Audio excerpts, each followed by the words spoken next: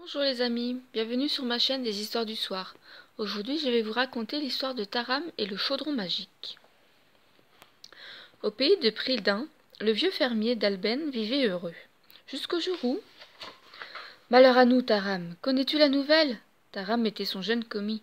Il s'occupait de la volaille mais surtout d'un petit cochon nommé Tirelire. Quelle nouvelle, mon maître? Demanda le garçon. Un seigneur redoutable nous déclare la guerre. Déroulant une carte sur la table, le fermier désigna un point minuscule au nord du pays. Son château est ici. En moins de 3 jours, il peut nous envahir. Il faut faire quelque chose, sinon nous sommes perdus. Au lieu de s'affoler, Taram bondit de joie. Mon heure de gloire est arrivée, s'écria-t-il. Brandissant son bâton de porcher comme une arme. En garde, scélérats, dit-il. Vous êtes faits. Les scélérats n'étaient autres que des poules et oies blanches, cannes et dindons. Qu'à cela ne tienne, Taram s'imaginait déjà preux-chevalier, triomphant à lui seul d'une armée tout entière. Mais la voix du fermier le ramena sur terre. « Je t'ai pas embauché pour effrayer les pouilles, mais pour soigner Tirelire. Cours le chercher. »« Moi, chevalier sans peur et sans reproche, pestait Taram. Perdre mon temps avec un cochon. »« Tu parles sans savoir, répliqua le fermier. Va le chercher et remplis cette cuvette. » Le garçon obéit sans comprendre. La cuvette installée, le fermier ordonna. Tirelire, dire-nous ce que tu vois. Mais Tirelire n'eut pas besoin de parler. Ce qu'il vit, Taram le vit en même temps. Le cochon n'avait pas mis son groin dans l'eau qu'une image apparut. D'abord tremblante, elle se précisa vite. On vit un chaudron noir qui se mit à tourner, et courant derrière lui, cherchant à l'attraper. « Le Seigneur des Ténèbres !» s'écria le fermier. Quand la vision eut disparu, le vieillard tira des conclusions qui s'imposaient. C'était le Seigneur des Ténèbres qui avait déclaré la guerre à son pays. Mais ni l'épée, ni la lance, ni la hache ne suffiraient à armer les soldats. Il leur fallait le fameux chaudron noir, un chaudron magique capable d'anéantir montagnes et vallées, rivières et forêts, châteaux forts et chaumières. Or, seul Tirelire saurait où trouver le chaudron. Si l'horrible seigneur apprenait son pouvoir, il ferait tout pour s'emparer de l'innocent cochon. « À toi d'agir, Taram, déclara le vieillard. Je suis trop vieux pour partir. Veux-tu conduire Tirelire dans la forêt, loin des soldats du Seigneur des Ténèbres ?» Taram ne se fit pas prier.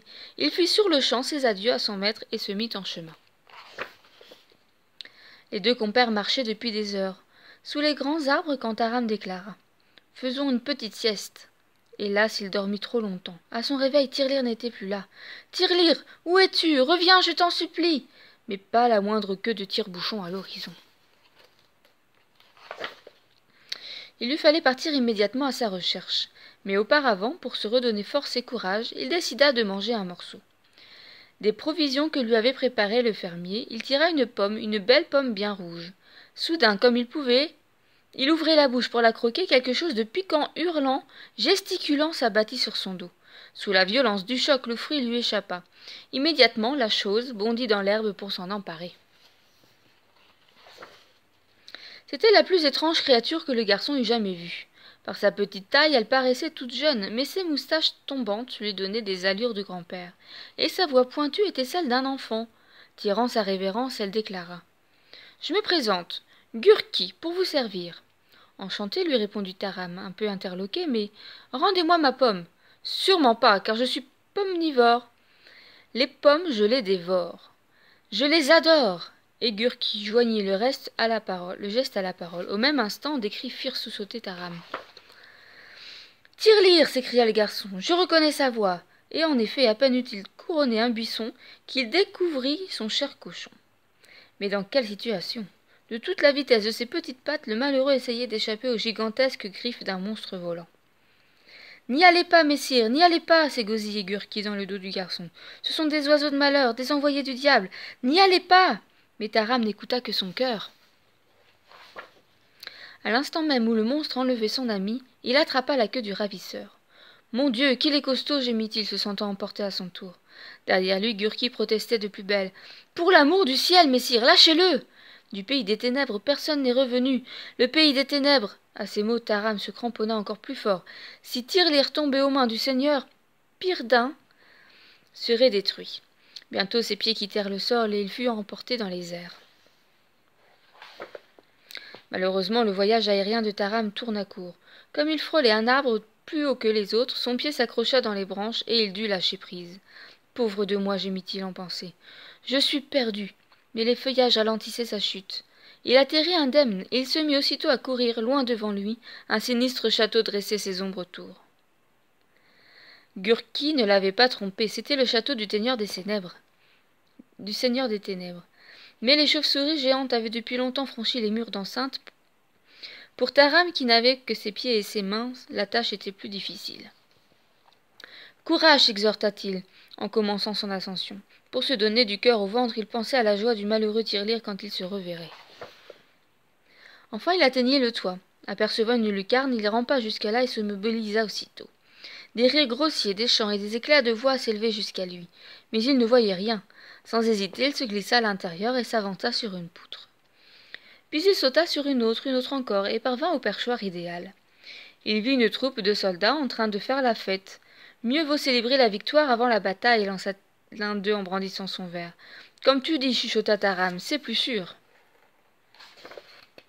C'est alors qu'un violent coup de vent s'engouffra dans la salle, et les chandelles vacillèrent et s'éteignirent. Pourtant il ne faisait pas noir.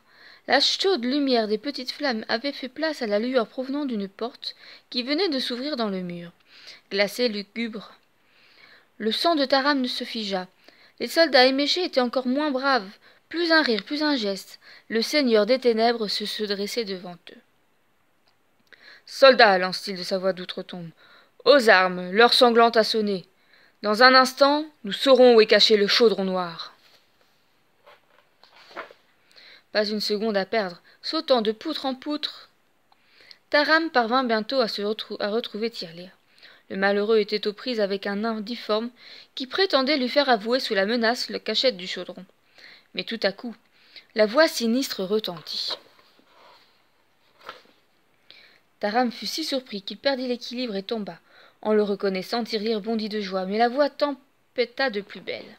« S'il ne veut pas parler, qu'on lui tranche le cou, à moins que ce jeune homme ne parle à sa place. » Taram leva les yeux.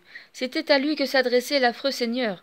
Il lui fallut tout son courage de futur chevalier pour répondre. « Je ne sais rien, mais si sa majesté veut bien faire apporter de l'eau. » Et, un instant plus tard, le cochon visionnaire renouvela le prodige.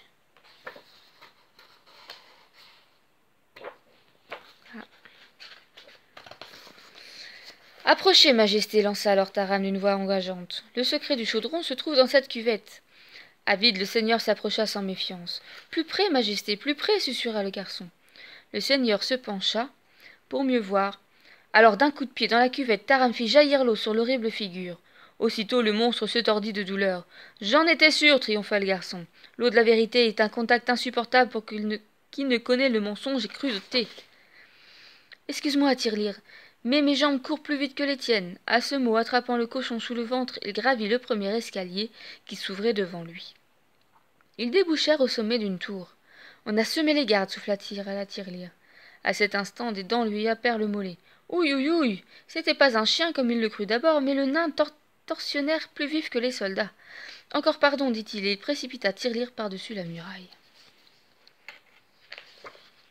À peine Tirelire faisait-il un gros plouf dans l'eau noire du fossé que les gardes s'emparaient de Taram et le jetaient dans un cachot.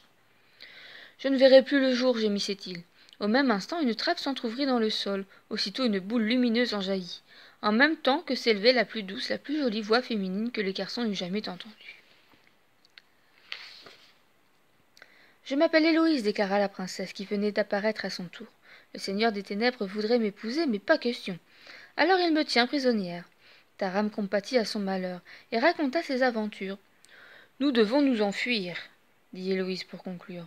« Nous enfuir, mais comment ?» s'exclama Taram en regardant autour de lui. « Grâce à ma bonne étoile, répondit Héloïse. Regarde. » Elle désignait la petite boule de feu qui tournait autour d'elle, d'où elle était venue. « Suivons-la. » Tous deux s'engouffrèrent dans la trappe. « Il faut lui faire confiance, reprit Héloïse. Jamais une bonne étoile ne m'a trahi. » C'est ainsi qu'ils suivirent l'étoile magique à travers souterrains et caveaux. Ils arrivèrent bientôt dans un endroit sinistre où le moindre murmure résonnait comme un cri. « C'est la chambre des morts, » frissonnait Héloïse. « Filons !» Mais Taram venait d'apercevoir un objet qui brillait dans le noir. C'était entre les bras d'un chevalier de pierre une superbe épée. Il s'en saisit et l'admira. On la croirait en or. Sûr que ce chevalier était un grand guerrier. Mais soudain, « Tu entends ?» demanda-t-il à sa compagne. « On dirait des appels au secours. » Quelques instants plus tard, il découvrait qu'il n'était pas seul prisonnier du château. Dans un coin sombre, un vieil homme gémissait en tirant sur ses chaînes. Taram le délivra. Merci à toi, bon damoiseau, dit-il alors, en son parler vieillot, et maint respect de l'humble ménestrel à la chaste pucelle. Il avait en effet du ménestrel, non seulement le langage, mais la cithare et le pourpoint. Soudain, un bruit de pas précipité mit tout le monde en alerte. Taram dégaina son épée. Une brute effrayante dressait devant lui ses 2,50 m et ses 200 kilos. Fais ton signe de croix, Minus, ricana le géant, en brandissant sa hache. Je suis perdu, pensa Taram. Pour mourir en brave, il leva tout de même son épée. Bien lui en prit, car à l'instant où le géant frappait, stupéfaction, miracle, l'épée lança un fulgurant éclair et la hache vola en éclats. Taram se redressa en claironnant. Mon épée est magique, magique! Cela ne parut pas du tout impressionner les autres gardes qui s'avançaient vers lui. Sûrs de leur force, Héloïse elle-même avait des doutes. Prudence, Taram, ça ne se reproduira peut-être plus. Mais le garçon ne l'écouta pas. Il courut à la rencontre de ses assaillants. Élevant son épée, il la fit tournoyer au-dessus de sa tête. Quel spectacle! Chaque fois qu'il frappait, une lame ennemie, celle-ci explosait comme une bombe, et le soldat tombait à la renverse foudroyé. Quand le passage fut libre, Taram fit signe à ses amis de le suivre. Enjambant les soldats, tous trois gagnèrent un escalier qu'ils gravirent en courant. Ils débouchèrent bientôt dans la cour du château. Tous au pont-levis. Ils s'y précipitèrent. Il était temps. Taram venait tout juste de faire retomber la herse derrière eux, quand les chiens affamés se lancèrent à leur trousse. Qu'il était doux de respirer l'air de la liberté. Le plus content des trois était le ménestrel. Il n'avait pas revu le jour depuis tant d'années qu'il retrouva au soleil toute sa jeunesse. Aussi chanta-t-il « Haut éclairent les exploits de Taram ».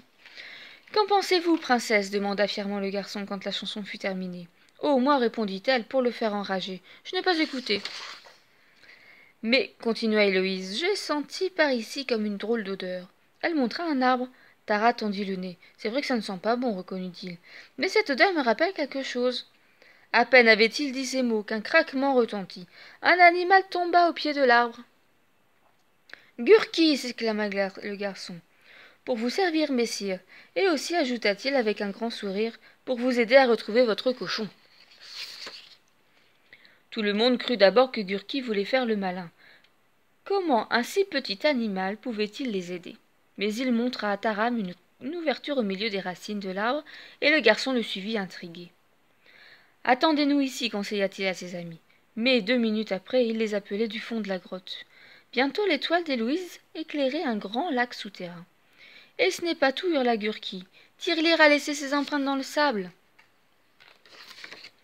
Quand Taram eut constaté que Gurki disait vrai, il déclara avec tristesse. Tirelire est attiré par l'eau. Il a voulu voir si celle-ci de trop près, et il s'y est noyé. Je veux en avoir le cœur net, lança Gurki. Et sans hésiter, il plongea dans le lac. Voulant le retenir, Taram y tomba à son tour, suivi par la princesse et le joueur de cithare. Un tourbillon irrésistible les emporta. Une fois dans l'eau, même si l'on sait sa mort proche, comment ouvrir la bouche pour dire sa prière? C'est ce que le ménestrel se demandait, tandis que l'infernal aspirateur l'aspirait. L'aspirait. Les pensées de Taram, de Gurki et d'Héloïse n'étaient pas plus gaies, mais tout à coup, flop, il y eut un bruit de bouteilles qu'on débouche, et nos héros sortirent de l'eau comme s'ils y étaient rentrés. Mais par l'autre côté, Héloïse s'écria. Mon étoile! Et celle-ci apparut plus radieuse que jamais. Elle a même fait des petits, s'exclamèrent ses amis en voyant autour d'eux d'une pluie d'étincelles. Mais non, les étincelles n'étaient pas des petites étoiles d'Héloïse. Elles se mirent à grossir. En leur voyant pousser des ailes, Taram crut qu'il rêvait. Pas du tout, dit Gurki. Nous sommes au merveilleux pays des elfes. D'ailleurs, voici leur roi. Un elfe plus âgé que les autres et plus richement vêtu apparut alors, portant moustache, couronne et ventre rond. Il n'en flottait pas moins dans les airs comme tout le monde. « Halte aux espions du Seigneur des Ténèbres » s'écria-t-il. « Oh, je ne suis pas un espion, dit Taram calmement, mais un gentil garçon, à la recherche d'un cochon. » Le roi des elfes se radoucit. « Un cochon? C'est toi le maître de Tirelire » Le garçon acquiesça. « Tu peux en être fier, il est très bien élevé, et je te fais confiance. Qu'on aille le chercher. » L'instant d'après, Tirelire apparaissait. Les retrouvailles furent touchantes, et le bon roi pleura tant que ses larmes formèrent un étang. Tirelire y mit le nez. Un pays apparut. Le pays de Morva, dit le roi, et Taram sut que le chaudron était caché là-bas. Comment va-t-on au pays de Morva interrogea Taram. Et le cochon, qu'en fera-t-on s'inquiète Héloïse. Tirelire restera parmi nous, lui répondit le roi. Nous le reconduirons quand le chaudron sera détruit. Puis se tournant vers le garçon. Pour aller à Morva, voici notre ascenseur. Taram fit les yeux ronds. Un ascenseur, cette plante verte? Le roi sourit. Ronchon vous expliquera. Ronchon était un elfe minuscule à l'air futé. Il sauta sur l'une des larges feuilles de la plante et fit signe aux amis de prendre place à ses côtés. À peine était-il installé que la plante grandit, creva le ciel liquide et ressortit dans la caverne. Par ici, dit Ronchon en indiquant une sombre galerie que les amis n'avaient pas vue. Ils s'y engagèrent derrière lui. C'était à qui de l'étoile d'Héloïse ou de l'elfe éclairerait le mieux. Quand ils furent à l'air libre, le soleil les réconcilia en les rendant tous deux inutiles. Nous y sommes, dit Ronchon. Il montrait au milieu des marais une chaumière sinistre entourée de crapauds. Ouvrez-nous, dame sorcière, s'écria-t-il. Des sorcières, avec un frisson, Taram lança. Nous sommes vos amis. Nous voudrions quelques indications au sujet du chaudron. À ces mots, la porte s'ouvrit dans un bruit de tonnerre. Le chaudron? Quel chaudron? S'exclamèrent trois mégères laides comme des vipères. En voici des chaudrons. Et elles en firent surgir un bataillon. Vous vous moquez de nous, cria le ménestrel. C'est le chaudron magique que nous voulons. Trois doigts crochus désignèrent l'impudent. Par Belzébuth, par Lucifer et par Satan. Que le joueur de cithare insolent devienne un crapaud dégoûtant. Et le ménestrel fut changé en affreux batracien. Rendez-vous-nous notre ami sur le champ, hurla Taram. Dégainant son épée, il fracassa le chaudron. Impressionné, les sorcières obéirent, et les joueurs de cithare trouva forme humaine. Et maintenant, reprit Taram avec le même ton, indiquez-nous la cachette du chaudron. Qu'aurons-nous en échange demandèrent-elles. Le ménestrel proposa sa cithare. Nenni, dirent les sorcières. Héloïse son étoile. Nenni. Même Gurki offrit une pomme. Toujours nenni. Alors Taram proposa son épée. D'accord, dirent les sorcières. Sur ce, elles se prirent par la main et dansèrent. Cha-cha-cha, chantait l'une. Cha-cho-chi-chon, chantait l'autre. Cha-cha-cha, cha-chichon et chaudron, chantèrent les trois. Et la pluie tomba, le vent siffla et la terre trembla. Quand le jour réapparut, plus de chaumières, plus de sorcières, mais sortant de la terre, le chaudron. Taram s'en approchait quand une voix lança. Pour détruire le chaudron, une seule solution, y entrer. Mais qui entre dedans n'en ressort pas vivant. Taram leva les yeux et vit dans les nuages les sorcières qui riaient. Quand il revint sur terre, une armée de soldats se tenait devant lui. Au nom du Seigneur des Ténèbres, je vous arrête, surgit l'un d'eux. Puis une voix aiguë. Quand on appelle crapaud pour trouver un chaudron, pas besoin de cochon, le flair suffit. Tous reconnurent le nain bossu et ajouta. Arrêtez-les, bâillonnez-les, emportez-les. Un seul ne fut pas pris, il était trop petit et personne ne le vit. Gurki.